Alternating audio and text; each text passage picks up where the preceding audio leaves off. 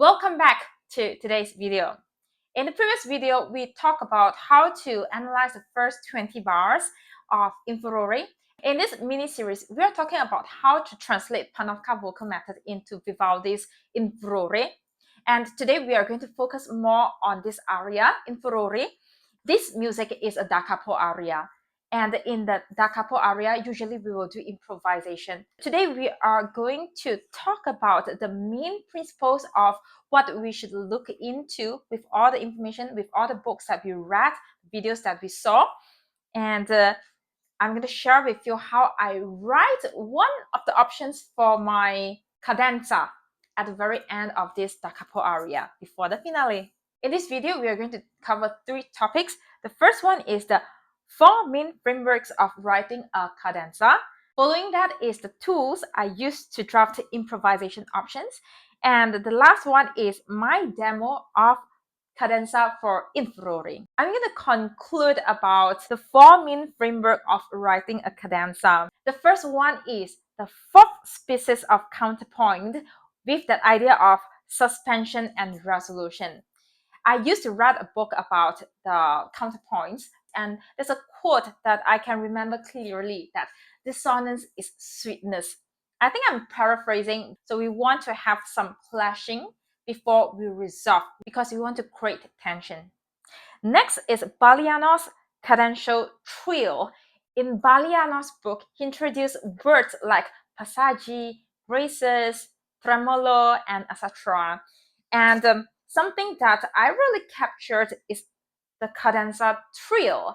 It is very useful because this is related to the analysis for the first 20 bars of this aria. I'm going to dive deeper into this topic later. So the third framework is to spot the sequential pattern for variation. Because when we can spot this sequential pattern, we can copy and paste and use it in our improvisation part. And we can use this information, this sequential pattern, to make the music more recognizable from the original music. And the last one is what I used to hear. Remember in the previous video, I mentioned that I listened to many different singers. Listen to different singers, how they sing in Furore, in particularly the da capo part. It is actually very fascinating to hear one of the singers not just picking different choices of notes, but also improvising the timing. Fascinating.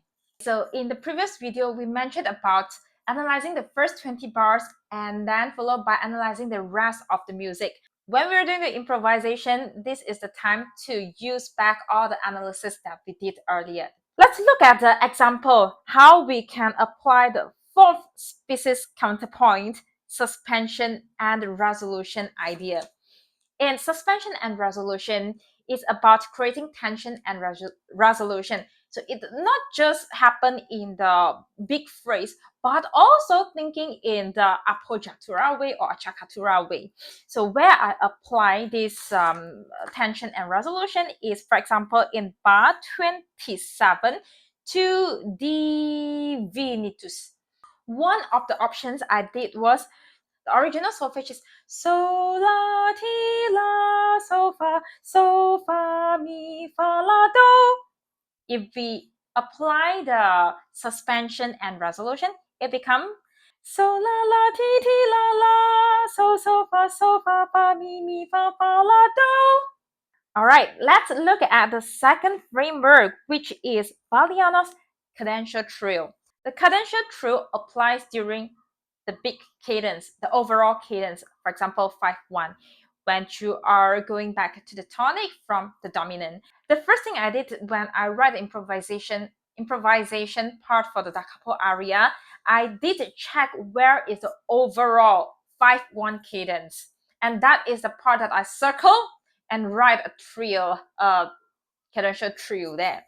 For example, in bar 38 into bar 39, we can see B flat major to E flat major. So it's a 5-1 of E flat key.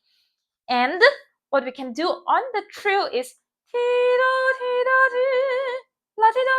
we add a termination for that trio. And remember I mentioned about the Niccolo Poporo's vocalization.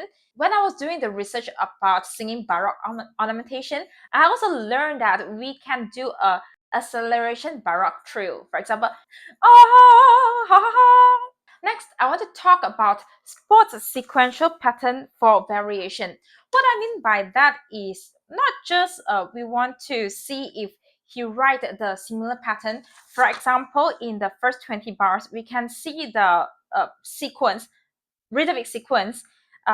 Look at bar number 8, bar number 10, bar 12. They have this similar sequence in the melody, the motion of the melody. So I picked a few of my favorite pattern and I write it in my improvisation. So my favorite pattern, for example, the second bar, la, sol, fa, mi, re, do, ti, la. And also the beginning of the melody is mi, fi, si, la, ti, do, re, do, ti, la, sol, fa, mi. And also look at bar 34. So la, ti, la, sol, fa, mi, re, do, so, la, ti, do, so, mi, do. There are two things here. One is la, ti, la, fa, mi, re, do. How the stepwise motion is moving. And another part is the arpeggio. And in particular, for this arpeggio, we can check it actually recycle in bar 47 and 49. Do, so, mi, so, do. So these are all the hints that we can use back in our da capo improvisation. I referred to different versions of different singers singing in Furore. And one of the most fascinating thing that I hear is the improvisation of the timing. You are not just improvising the choice of notes, but also you can be flexible in timing. So I think to myself, how can I be flexible with timing? How can I write something that I'm comfortable with, especially improvising the timing? One place that I feel really comfortable is to write it in the cadence, the final cadenza. And as I further my study about Baroque ornamentation, I found a few videos they shared about books that we can read. So here I found a book called Baroque Ornamentations by Balianos. And that YouTube video also shared a few other books. You can check it out. Besides, I also found G. Carlo manuscript that is just found recently back in 2020, I think. Because improvisation is like they assume singers and instrumentalists they can improvise on the spot. So all those improvisation is not written down. But in the manuscript of G. Carlo, it is a reference for people, especially singers, to see how people improvise that time. I started reading Baliano's Baroque ornamentations, and I read words like graces, passaggi, cadential trio, tremolo, groppo, accento. There is a lot of information, and I am like, how do I start? What should I be doing with all this information? So I thought to myself, okay, never mind. Stop thinking and start writing. And I took out my manuscript and start writing. So before I show you my work, I want to share with you how I use the tool. This is so useful tool. There are many references in Baliano's book. If you want to write improvisations, you have to develop options. So the first line, you'll write the original melody, and then you leave a few spaces for yourself to write the options, to develop your options. And in this picture, we can see the original music on top. And then we have 3 different arrangers who wrote 3 different improvisations for the same original melody. And then below, we can see 2 more lines, the lower voices first. Tenor, alto, bass. They will sustain the harmony. We won't do improvisation for the lower voices because we want to sustain the harmony. However, in the canto part, the melody, that is the place that we can do improvisation. So now I'm going to show you how I did my improvisation. I first used the idea that I learned, write out the original melody first, and then I leave 3 spaces, 3 systems to develop my option number 1, option number 2, and option number 3 for my improvisations melody. And then I will start to write. But as you write, you will have the first idea. You won't complete all 4 bars. That's my case. I can't complete the all 4 bars because when I was halfway developing option number 1, I start to have idea for option number 2, and then as I have idea for option number 2, and I have a new idea again for option number 3. So that's why I was stuck in bar number 1. So that was the first day of my improvisation journey. So the next day, when I wake up, I have fresher mind, I start to develop on top of the first idea.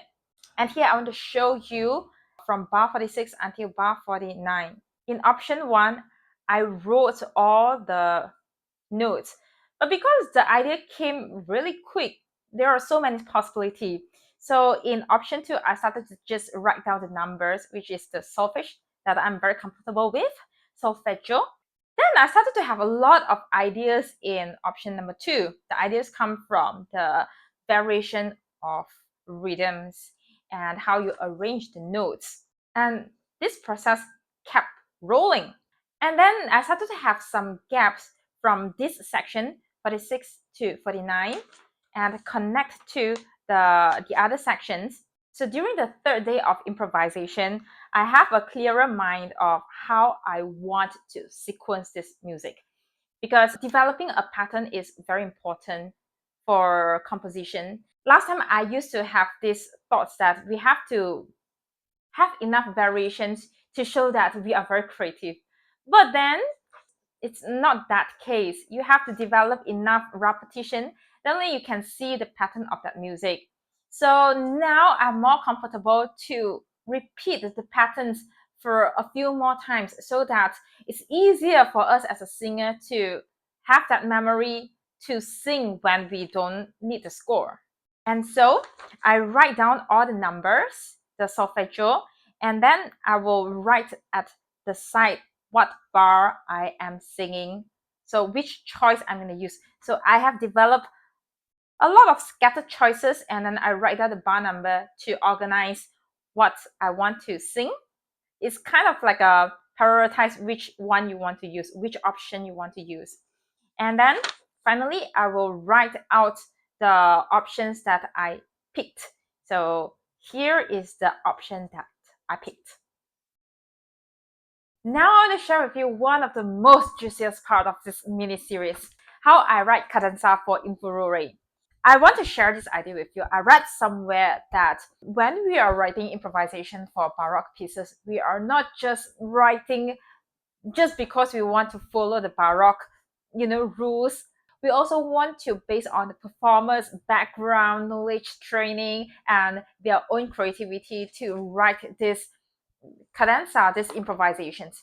All right, so I'm going to share with you the 3 main ideas that I have when I wrote this cadenza. The first idea was to write hemiola. The second idea is to incorporate the diminished chord, because I want to write a tension before I resolve back to the C minor and then join with the ensemble. And the third thing I want to add in is the chromaticism. I started with writing hemiola. I borrowed the idea of Gentilucci's polyrhythm technique. You can check out the video here, and I talk about it in more details. I started with hemiola to introduce the feeling of triplets, and after that, I changed the time signature from 3/4 to 4/4, and then I introduced the diminished chords, the arpeggio. After that, I incorporated the chromaticism and joined back to the most recognizable melody of Furore.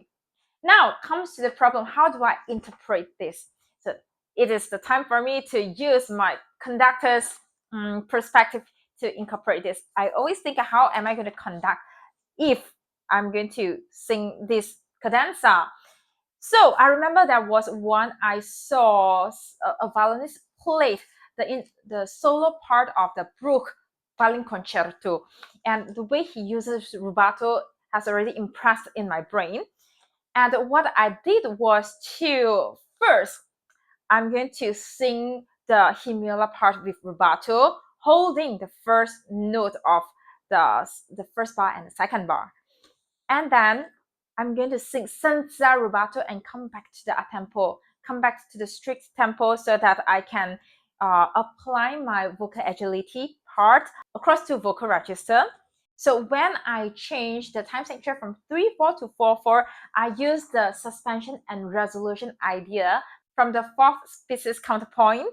And when I come back to 3/4, I started to put ritardando and a fermata on the third beat of the 3/4 bar because I want to introduce the accelerando, or maybe put it in another words, poco a tempo. So I introduced this diminished chord with tenuto because I have a ritardando before it. So I was thinking how I'm going to conduct this part. So it will be bang, bang, bang, bang, da, da, da, da, da, da, da, da. So I'm doing accelerando to introduce chromaticism, and then I will keep the tempo so that I can invite the most recognizable melody, vocal melody of this piece.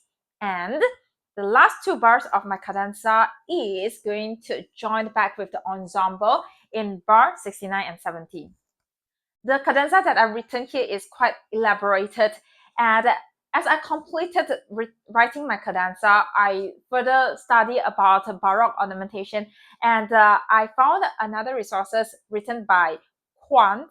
And from my understanding, he actually said that Baroque ornamentation is just to embellish the melody.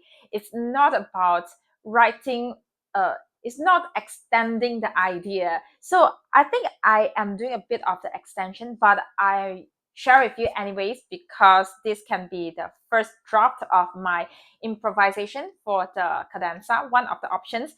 So if we have elaborated ideas, we can always remove the excessive part. And the reason I have such elaborated cadenza is because firstly, when I learned Beethoven's and Mozart's symphony, I really admire the way they expand the idea. It's unlike some music, in particular, when I was a younger composer. I mean, I do write music. Last time, I always have different ideas, but I struggles to combine these ideas together. So the end product is like a obvious gap there, and I don't know how to connect it. And now I know that there is ways to extend it, but in this case, I might be a bit extended.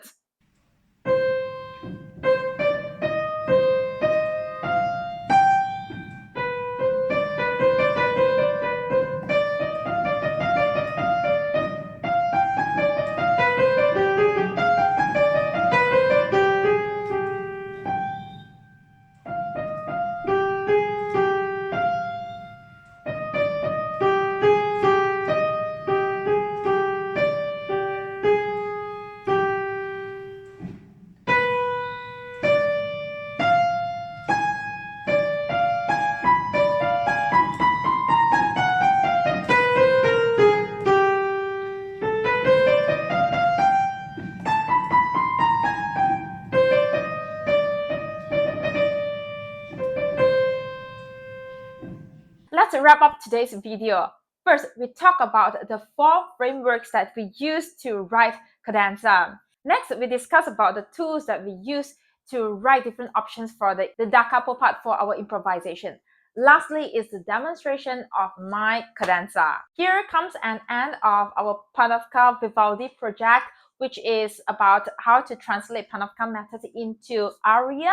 For our case, is Vivaldi's in Furore. If you want to get more tips and insights, please join the private Facebook group, Panofka Vocal Method Expressive Singing Challenge. I hope to see you there.